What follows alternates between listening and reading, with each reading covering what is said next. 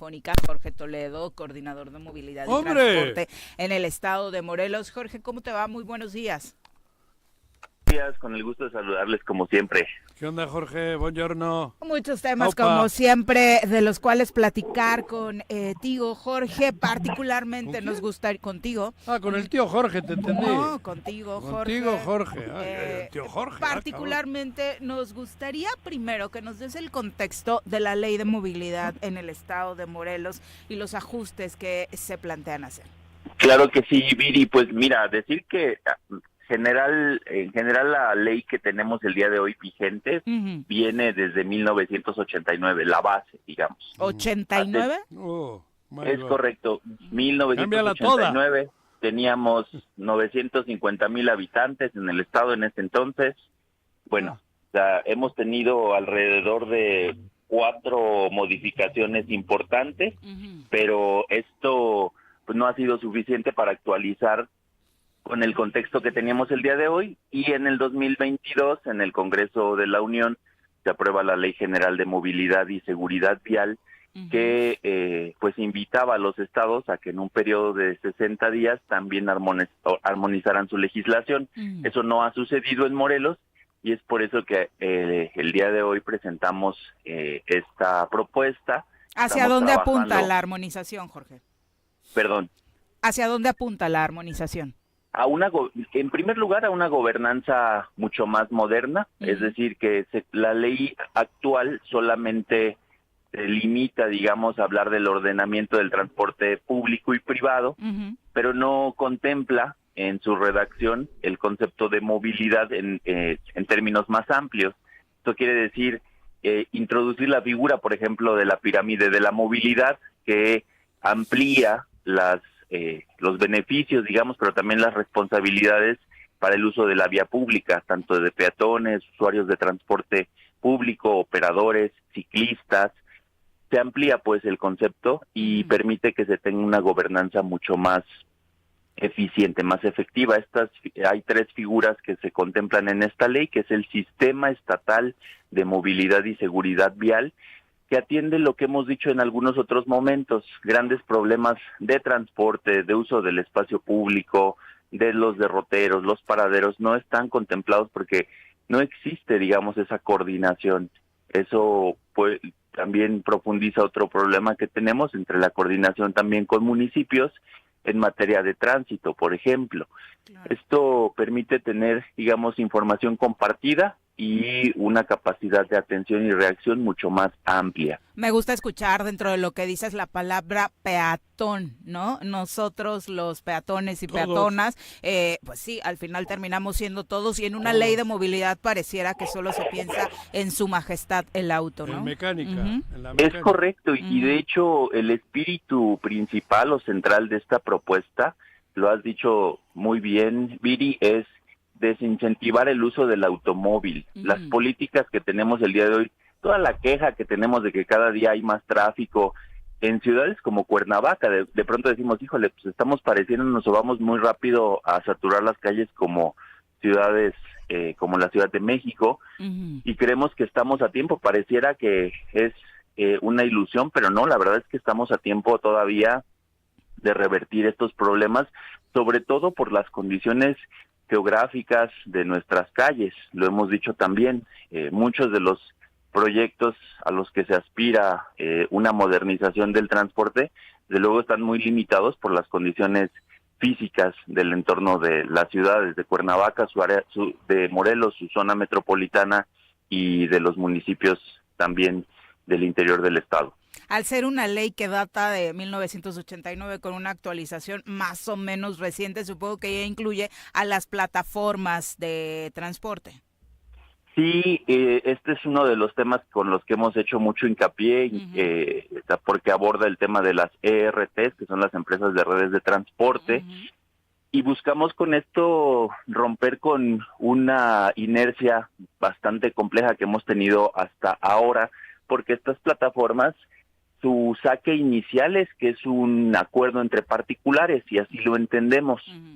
La gente descarga su aplicación y decide si solicita un servicio o no. El tema es que han crecido tanto que han ido adoptando estas empresas, estas plataformas como Uber, Didi y compañía, algunas prácticas que las hacen ya entrar en una dinámica de transporte público, toda vez que utilizan servicios de comunicación entre ellos, es decir, ya no es el conductor de Uber o Didi que presta el servicio a otro particular, sino están ya agrupados en redes en donde avisan a quién toman, dónde lo toman, hacia dónde va, y eso al final de cuentas vulnera las condiciones del usuario, y nosotros consideramos que con estas propuestas, el conocer el padrón de los conductores, el tener también esta comunicación con ellos, nos permitirá brindar un servicio en conjunto, considerando estas como un transporte privado regulado. Por nuestra propia seguridad, ¿no? De los usuarios. O sea, estás dentro de la competencia, obviamente tienes que cumplir con ciertos reglamentos.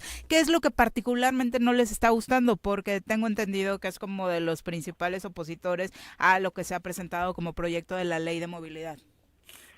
Sí, el tema es el 1.5 que está considerado también en esta ley, una aportación del 1.5 que ya sucede en otros estados como Jalisco, Querétaro y la Ciudad de México, y que estamos siendo muy enfáticos con este punto. La propuesta es que esta aportación esté hecha por la persona moral de la plataforma, es decir, no se va a transferir ni al operador, ni mucho menos al usuario de estas plataformas, y es un fondo que esta aportación estará destinada a un fondo que tiene como uno de los objetivos principales el mejoramiento de la infraestructura. Algo importante a decir es que estas plataformas en general aprovechan el espacio público, es decir, se sirven de las condiciones de las calles pavimentadas. No es casualidad que no exista Uber en aquellos municipios donde las calles y las condiciones